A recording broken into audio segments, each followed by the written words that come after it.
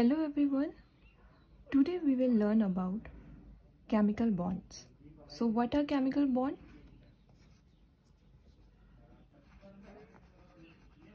Chemical bond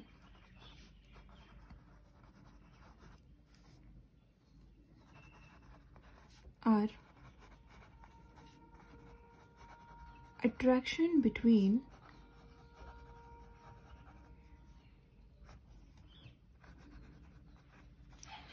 two or more atoms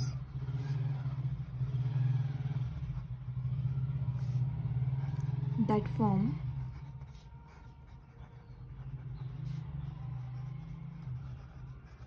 stable chemical compound.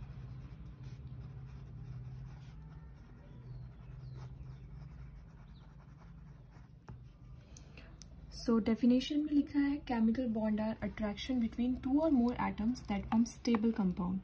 तो ये एक attraction होता है दो और दो से ज़्यादा atom के बीच जो एक stable chemical compound बनाता है. For example, अगर हम लें सबसे common example जो आता है वो हमेशा सोडियम क्लोराइड का आता है. So Na और Cl मिलके NaCl बनाते हैं. तो इनके बीच में जो अट्रैक्शन हुआ है, इनके बीच में कुछ अट्रैक्शन क्रिएट हुआ होगा जिससे ये मिलके एक कंपाउंड बना रहे हैं.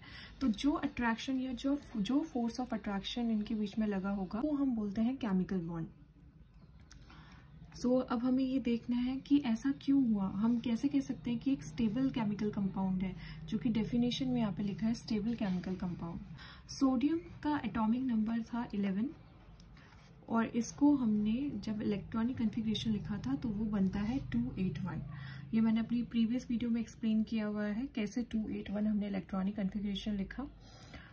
और क्लोरीन का जो होता है एटॉमिक नंबर वो होता है 17 और जब हम इसका इलेक्ट्रॉनिक कॉन्फ़िगरेशन लिखते हैं तो वो जाता है 287. सो हमको इतना पता होना चाहिए कि अगर इनको स्टेबल होना है, सोडियम को स्टेबल होना है या क्लोरीन को स्टेबल होना है, इनके आउटर मोस्ट शेल जिसको हम वैलेंस शेल भी बोलते हैं उसमें 8 इलेक्ट्रॉन्स होने चाहिए. तो अब आप देखिए सोडियम के पास आउटर मोस्ट जो शेल है, मतलब आउटर मोस्ट जो उसका इलेक्ट्रॉन है वो 1 है. अगर उसको 8 को बनाना है इसको तो उसको 7 इलेक्ट्रॉन्स चाहिए. और यहाँ पे क्लोरीन को अगर 8 करने हैं अपने आउटर मोस्ट शेल में इलेक्ट्रॉन्स तो उसको सिर्फ 1 इलेक्ट्रॉन चाहिए. तो ये कैसे होगा? अगर Na अपना एक इलेक्ट्रॉन Cl को दे दे तो Na के पास क्या बचेगा? 28 मीन्स उसके आउटर मोस्ट शेल में अपने आप ही 8 इलेक्ट्रॉन आ जा रहे हैं. और क्लोरीन के पास क्या हो जाएगा? 7 जब 1 को ले लेगा तो 8. तो क्लोरीन के पास भी 8 इलेक्ट्रॉन्स आ जा रहे हैं. इस तरीके से दोनों ही स्टेबल हो जा रहे हैं और ये मिलके एक स्टेबल कंपाउंड बना दे रहे हैं जिसको बोलते हैं NaCl. सो इस तरीके से बॉन्ड बनते हैं. अगर हम एग्जाम्पल लें हाइड्रोजन का, हाइड्रोजन को जब हम लिखते हैं तो हम लिखते हैं इस तरीके से H2 मीन्स इसके पास 2 एटम होते हैं हाइड्रोजन के. सो हाइड्रोजन आपको ये ज़रूर पता होगा, हाइड्रोजन और हीलियम स्टेबल कैसे होते हैं. इनको अपनी आउटर मोस्ट शेल में 8 इलेक्ट्रॉन्स नहीं चाहिए होता है, इनको सिर्फ 2 इलेक्ट्रॉन्स चाहिए होते हैं. और हाइड्रोजन के पास एक ही एटॉमिक नंबर होता है मीन्स एक ही इलेक्ट्रॉन होता है. और इस वाले हाइड्रोजन के पास भी एक ही होगा क्योंकि हाइड्रोजन का एटॉमिक नंबर 1 होता है, तो इनकी शेल में इलेक्ट्रॉन्स भी 1 ही होंगे. सो ये क्या करेंगे ऐसा कि इनके पास 2 इलेक्ट्रॉन्स हो जाए, मतलब इस हाइड्रोजन के पास टोटल 2 हो जाए और ये स्टेबल हो जाए, और इस वाले हाइड्रोजन के पास भी 2 हो जाए, ये स्टेबल हो जाए. इनके आसपास ऐसा कोई एटम तो है नहीं जो इनको दे सकता है. तो इस केस में ये दोनों आपस में शेयर करते हैं. मीन्स ये वाला जो हाइड्रोजन है ये इसको भी अपने साथ ले लेगा शेयरिंग में, तो इसके पास भी 2 हो जाएंगे. और ये वाला हाइड्रोजन भी अपने इस इलेक्ट्रॉन के साथ साथ इस वाले इलेक्ट्रॉन को भी ले लेगा तो इसके भी 2 हो जाएंगे. इस तरीके से दोनों शेयर कर लेते हैं. सो ये दोनों आपने दोनों टाइप के एग्जाम्पल्स में देखा होगा. एक में हम ट्रांसफ़र कर रहे हैं और एक में हम शेयर कर रहे हैं. तो इस तरीके से बनते हैं हमारे टाइप्स ऑफ केमिकल बॉन्ड. सो जो पहला टाइप का केमिकल बॉन्ड आता है उसको हम बोलते हैं इलेक्ट्रोवैलेंट बॉन्ड. इलेक्ट्रोवैलेंट और आयनिक बॉन्ड भी बोलते हैं.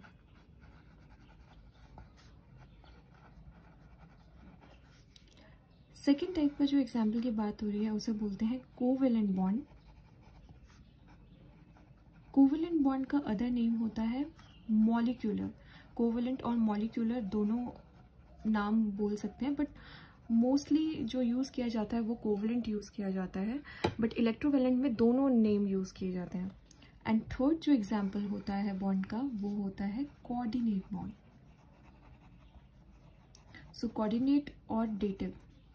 सो कोऑर्डिनेट बॉन्ड को समझने से पहले हम इलेक्ट्रोवेलेंट और कोवेलेंट बॉन्ड को ब्रीफली समझेंगे।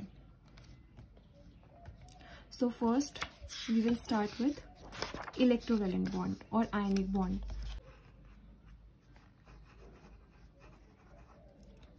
Electrovalent. So electrovalent bond formed by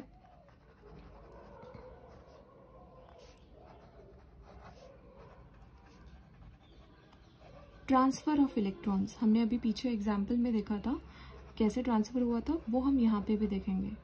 transfer of electrons from one atom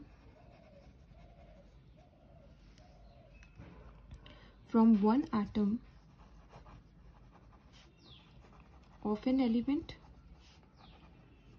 to another atom of an element। सो इस डेफिनेशन में सिर्फ ये बोला गया है इलेक्ट्रोवेलेंट बॉन्ड फॉर्म कैसे होते हैं जब आप एक इलेक्ट्रॉन को एक एटम से जो कि एक एलिमेंट में है ट्रांसफर करते हैं दूसरे एटम के पास जो कि एक एलिमेंट का है। तो मैं इसको सिंप्लीफाई करके लिख दूं, a bond form by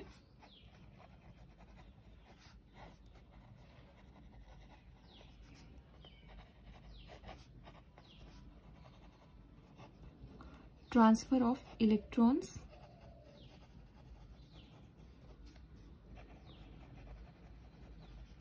between two or more atoms। चीज नोट कर लीजिएगा, आप कैसे आइडेंटिफाई करेंगे कि कौन से इलेक्ट्रोवेलेंट बॉन्ड बना रहे हैं, ऐसे कौन से कंपाउंड्स हैं जो इलेक्ट्रोवेलेंट बॉन्ड बना रहे हैं। तो उसको आइडेंटिफाई करने के लिए बहुत इजी है। Electrovalent bond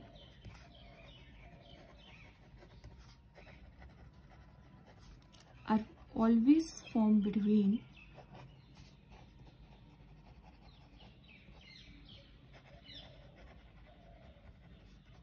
metal and non-metal। सो यहाँ पे ये इजी बन जाता है जब हम ये बता देते हैं कि मेटल और नॉन मेटल के बीच में जो बॉन्ड बनता है उसको हम इलेक्ट्रोवेलेंट बॉन्ड बोलते हैं। अब मेटल और नॉन मेटल क्या होता है ये भी मैंने लास्ट वाली वीडियो में समझाया था, बट मैं एक बार रिकॉल करवा देती हूँ। मेटल वो होते हैं जिनके वैलेंस इलेक्ट्रॉन हमेशा 1, 2 एंड 3 होते हैं। Valence electron means outer most जो इलेक्ट्रॉन होगा इनका हमेशा इनके पास 1, 2 और 3 होंगे। और नॉन मेटल वो होते हैं जिनके वैलेंस इलेक्ट्रॉन 4, 5, 6, 7 होंगे। सो यहाँ से आपको पता चल जाएगा कि कौन से मेटल होते हैं कौन से नॉन मेटल होते हैं। और भी तरीके आइडेंटिफाई करने के लिए, जैसे हम ये भी याद करते हैं जिनकी वैलेंसी पॉजिटिव में आ रही है वो मेटल हो गए, जिनकी वैलेंसी नेगेटिव में आ रही है वो नॉन मेटल हो गए। तो ये मैंने लास्ट वीडियो में या फिर केमिस्ट्री की जो भी प्रीवियस वीडियो होगी उसमें मैंने एक्सप्लेन किया आप कैसे आइडेंटिफाई करेंगे। सिंपल अगर मैं आपको सोडियम दे दूं और मीन्स मैंने यहाँ पे सोडियम लिख दिया और मैंने क्वेश्चन पूछ लिया कि आप कैसे बताएंगे कि मेटल है या नॉन मेटल है, तो उसके लिए आपको एटॉमिक नंबर लर्न करना पड़ेगा। और एटॉमिक नंबर लर्न कर लिया तो आप इलेक्ट्रॉनिक कन्फिग्रेशन निकाल लेंगे, वैलेंस इलेक्ट्रॉन निकाल लेंगे, वैलेंसी कैलकुलेट कर लेंगे और वहाँ से हम पता लगा लेते हैं। सो यहाँ आपको ये 2 चीज़ याद रखनी है। अब इनके एग्जाम्पल कौन कौन से हो सकते हैं इलेक्ट्रोवेलेंट बॉन्ड्स के एग्जाम्पल, तो मैंने Na लिख ही दिया है। Na एक मेटल है, अगर आप इसके साथ कोई भी नॉन मेटल जोड़ लीजिए, हम मेनली क्लोरीन जोड़ लेते हैं तो NaCl एक इलेक्ट्रोवेलेंट कंपाउंड है, मींस इसके बीच में जो बॉन्ड बनता है वो इलेक्ट्रोवेलेंट बॉन्ड बनता है। मैग्नीशियम क्लोराइड जो होता है, मैग्नीशियम एक मेटल है, क्लोरीन अगेन नॉन मेटल है। कैल्शियम ऑक्साइड, कैल्शियम एक मेटल है, ऑक्सीजन एक नॉन मेटल है, एंड सो ऑन। सो जब भी हम इलेक्ट्रोवैलेंट बॉन्ड पढ़ते हैं, जो सबसे ज़्यादा क्वेश्चन पूछे जाते हैं और जो बहुत ही स्कोरिंग पार्ट है केमिस्ट्री का, अगर आप सीबीएसई बोर्ड में ले लीजिए, आईसीएसई बोर्ड में तो इवन ये 9th और 10th दोनों क्लासेस में गिवन है और 8th से ये स्टार्ट हो जाता है पढ़ाना, तो इनके डायग्राम ज़रूर पूछे जाते हैं। अब आप इस वीडियो में मैं आपको दोनों टाइप के डायग्राम बताऊंगी, मीन्स ऑर्बिटल डायग्राम के फॉर्म में भी मैं आपको ये समझाऊंगी एंड इलेक्ट्रॉन डॉट डायग्राम के तरीके से भी समझाऊंगी। सो ऑर्बिटल डायग्राम आपने लास्ट वीडियो में मैंने बताया था। सो ऑर्बिटल डायग्राम मैंने प्रीवियस वीडियोस में एक्सप्लेन किया है कि ऑर्बिटल डायग्राम्स कैसे बनाते हैं। इलेक्ट्रॉन डॉट डायग्राम मैं इस वीडियो में समझाऊंगी, बट मैं बॉन्ड आपको दोनों फॉर्म से समझाऊंगी कैसे बनेंगे। सो हम स्टार्ट करते हैं सोडियम क्लोराइड का इलेक्ट्रोवैलेंट बॉन्ड डायग्राम की हेल्प से एक्सप्लेन करना। सो सोडियम क्लोराइड NaCl, आपको ये पता होना चाहिए इसका फॉर्मूला NaCl होता है। सो फर्स्ट हम सोडियम क्लोराइड का ऑर्बिटल डायग्राम देखेंगे। ओके, सो मैं यहाँ पे मेंशन कर लेती हूँ ऑर्बिटल डायग्राम। सो जब हम ऑर्बिटल डायग्राम बनाते हैं तो मैंने आपको पहले बताया था, प्रीवियस वीडियोस में पहले एक्सप्लेन किया था, आपको एटॉमिक नंबर पता होना चाहिए।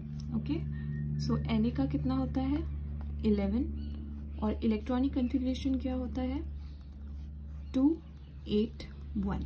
अब आपको इसी को ही ऑर्बिटल डायग्राम के फॉर्म में शो करना है। नेक्स्ट, क्लोरीन का atomic number 17, electronic configuration 287। That's it, यही हमको ऑर्बिटल डायग्राम के फॉर्म में शो करना है। सो ये हो गया न्यूक्लियस, यहाँ पे 3 शेल है 1 2 3।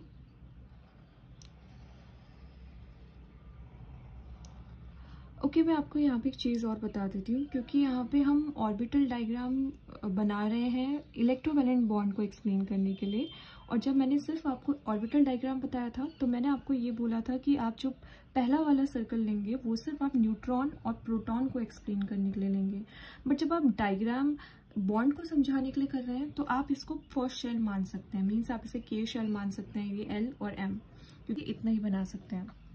यहाँ पे मैं क्लोरीन का बता देती हूँ। सेम क्लोरीन की भी 3 ही शेल बनेगी।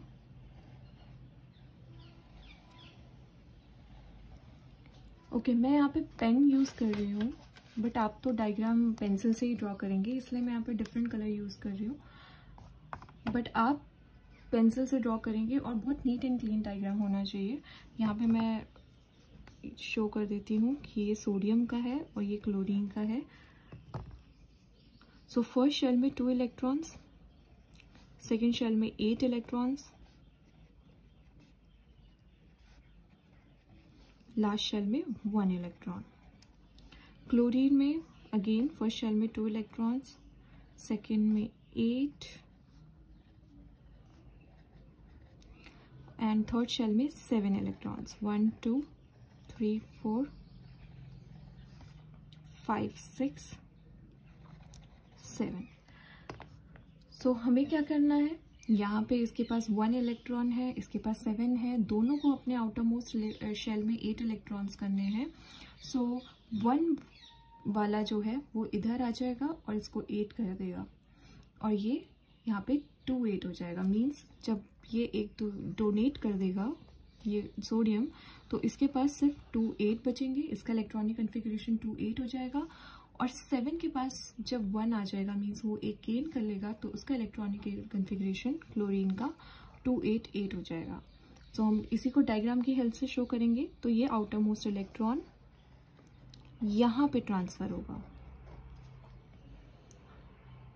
ओके, तो इस तरीके से जो हम ये शो कर रहे हैं, ये सोडियम क्लोराइड का इलेक्ट्रोवैलेंट बॉन्ड शो हो रहा है बाय ऑर्बिटल डायग्राम। अच्छा, एक क्वेश्चन और आता है, क्या हम 7 इलेक्ट्रॉन नहीं दे सकते थे सोडियम को? क्लोरीन के 7 इलेक्ट्रॉन्स हम सोडियम को दे दें तो भी तो सोडियम के 8 हो जाएंगे। हमने सोडियम का ही 1 इलेक्ट्रॉन यहाँ क्लोरीन को क्यों दिया है? सो इसका एक्सप्लेनेशन बहुत ईजी है। हम एक इलेक्ट्रॉन को जब यहाँ ट्रांसफ़र कर रहे हैं तो कम एनर्जी लग रही है, वहीं जब हम क्लोरीन के 7 इलेक्ट्रॉन्स को सोडियम के पास भेजेंगे तो ज़्यादा एनर्जी लगेगी, क्योंकि हमें 7 इलेक्ट्रॉन्स को अगर इधर ट्रांसफ़र करना है तो ज़्यादा एनर्जी लगेगी, और जहाँ हमें सिर्फ सोडियम से एक ही इलेक्ट्रॉन को इधर ट्रांसफ़र करना है तो कम एनर्जी लगी। तो इस तरीके से ये बॉन्ड बनता है। अगर हमें इसी को इलेक्ट्रॉन डॉट के फॉर्म में समझाना पड़े, इलेक्ट्रॉन डॉट डायग्राम के हेल्प से, क्योंकि एग्जाम में दोनों तरीके के आ जाते हैं तो आपको दोनों आने चाहिए, इलेक्ट्रॉन डॉट डायग्राम। सो इलेक्ट्रॉन डॉट डायग्राम मुझे ऐसा लगता है कि बहुत ही इजी होता है, क्योंकि उसमें आपको इतना सब कुछ ड्रॉ नहीं करना होता, आपको सिंपल सिंबल लिखना पड़ता है और आपको उसके वैलेंस इलेक्ट्रॉन शो करने पड़ते हैं। जैसे सोडियम के पास सिर्फ 1 था, क्लोरीन के पास 7 थे, 1 2 3 4 5 6 7। तो बस आपको यहाँ से यहाँ ट्रांसफ़र करके बताना है और ये आपका इलेक्ट्रॉन डॉट डायग्राम हो गया, इजी। कुछ बुक्स में आप अगर देखेंगे, मैं बुक का नाम भी बता देती हूँ, ICSE सेलेना क्लास 10th, उसमें आप देखेंगे कि जब उन्होंने ये ट्रांसफ़र करके बताया है तो इसके नीचे ही इन्होंने ये वाला ऑर्बिटल डायग्राम भी बनाया, मीन्स 2 8 का भी शो किया है, और क्लोरीन के नीचे 2 8 8 का भी शो किया है। सो उससे कंफ्यूज होने वाली कोई बात नहीं है, जो आपको दिख रहा है आपको वही शो कर देना है। अगर मैं यहाँ पे उन्होंने जस्ट इन्हीं के नीचे शो किया है, जो ICSE के स्टूडेंट्स होंगे उनके बुक में ये सब होगा, इवन 9th में भी शायद शो किया है और 9th 10th दोनों में शो किया है, क्योंकि उनकी बुक सेलेना की है, तो वो इस तरीके से शो करते हैं। मैं यहाँ इसके नीचे के बजाय यहाँ ड्रॉ कर रही हूँ, तो उन्होंने कुछ नहीं किया है, बस इस 2 8 को ऐसे शो कर दिया, 1 2 1 2 3 4 5 6 7 8। तो उन्होंने इस तरीके से शो किया है।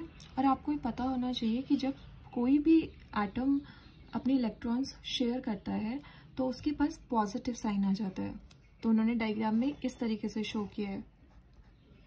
और क्लोरीन का ये वाला इलेक्ट्रॉनिक कन्फिग्रेशन जब उन्होंने शो किया है तो इन्हीं इलेक्ट्रॉन्स को शो कर दिया, 1 2, यहाँ पे 8 दिखा दिए,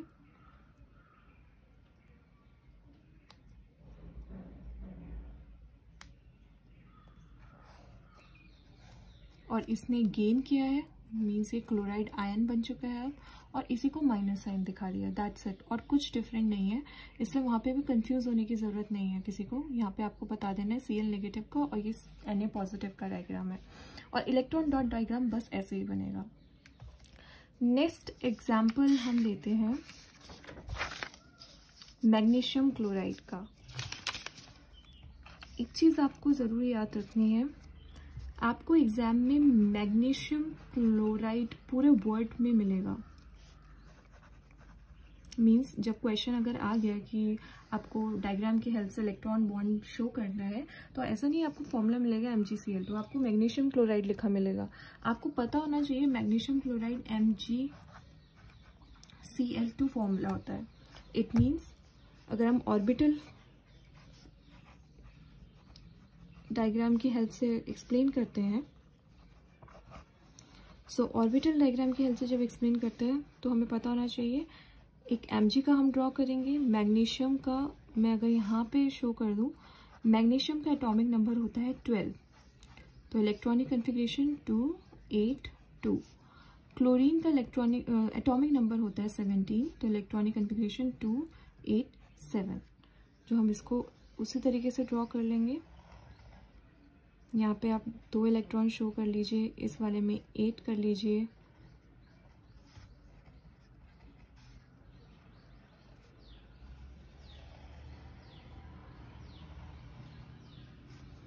यहाँ पे आप इस तरीके से शो कर लीजिए। अब आपको पता है क्लोरीन जो है फॉर्मूले में 2 है, तो आप 2 क्लोरीन बनाएंगे।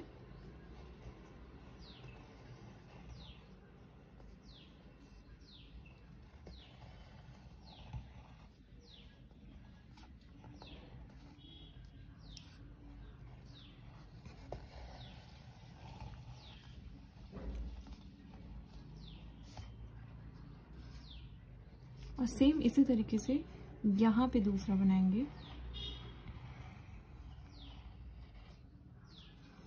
1 2, यहाँ पे 8,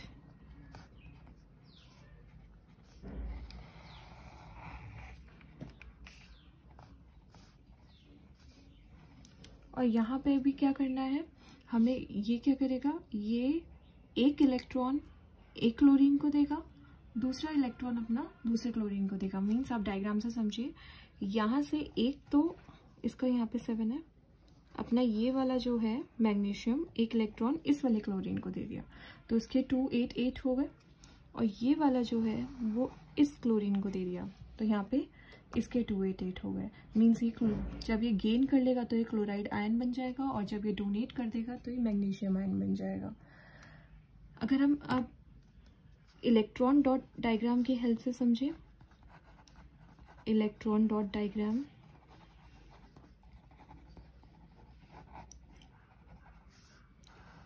तो सेम हम वैसे ही करेंगे, MgCl2 बनाएंगे, और यहाँ पे हमें सिर्फ वैलेंस इलेक्ट्रॉन शो करना है। हम इलेक्ट्रॉन डॉट डायग्राम को देखेंगे मैग्नीशियम क्लोराइड के, तो यहाँ पे हमें 2 क्लोरीन शो करना है, क्योंकि फॉर्मूला में MgCl2 था। यहाँ पे हम सिर्फ वैलेंस इलेक्ट्रॉन शो करेंगे, तो मैग्नीशियम के पास 2 वैलेंस इलेक्ट्रॉन्स थे और क्लोरीन के पास 7 होते हैं। अच्छा, आपने एक चीज़ नोटिस की होगी, मैं जब ये डायग्राम बना रही हूँ, या फिर यहाँ पे देख लीजिएगा, मैंने 7 जो है वो इस साइड पे दिखाया, 7th इलेक्ट्रॉन, ठीक है, और यहाँ पे भी मैंने 7th इलेक्ट्रॉन इस साइड दिखाया। मैं इस साइड दिखा सकती थी, इस साइड दिखा सकती थी, इस साइड, मतलब किसी भी साइड दिखा सकती थी, यहाँ को छोड़ के। यहाँ मैंने इसलिए दिखाया है क्योंकि जब हम यहाँ पे ट्रांसफ़र दिखाते हैं इलेक्ट्रॉन का, सो वो बहुत नीट एंड क्लीन लगता है, सिर्फ यहाँ पे ऐसे दिखाना होता है।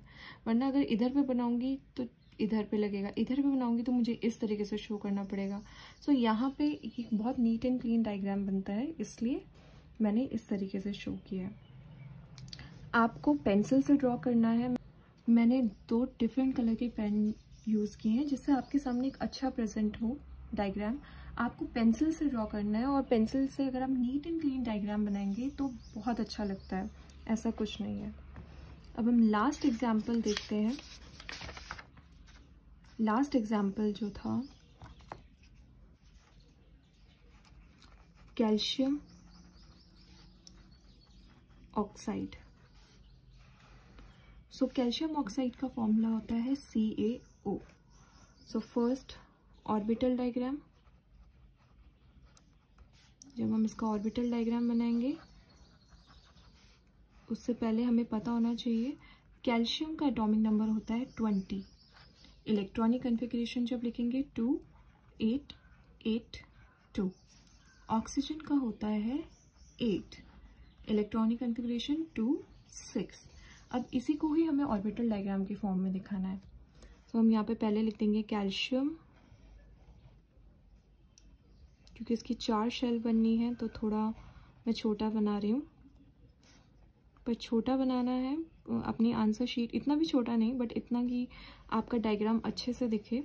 और क्योंकि जैसे मैंने ये डायग्राम अभी बनाया तो ये वाला सर्कल थोड़ा इधर चला गया, बस ये होता है। आप कंपास से ड्रॉ करेंगे तो इतनी प्रॉब्लम नहीं होगी, या प्रैक्टिस करेंगे तो फ्री हैंड भी बन जाता है।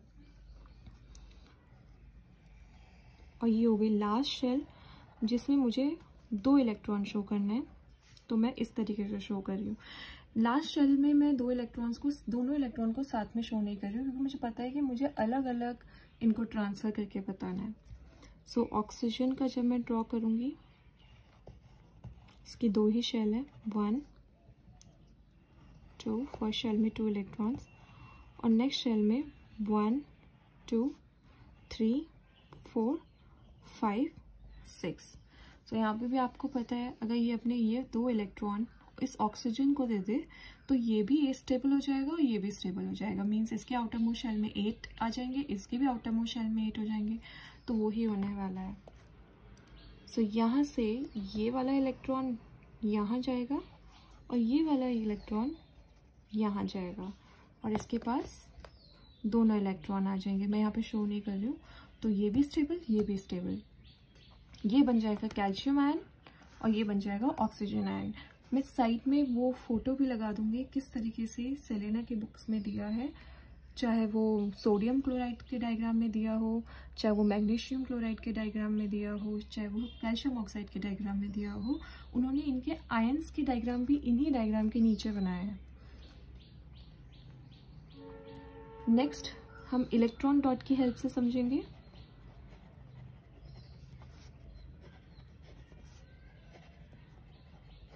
Again electron dot diagram easy होता है, आपको सिर्फ वैलेंस इलेक्ट्रॉन शो करने होते हैं।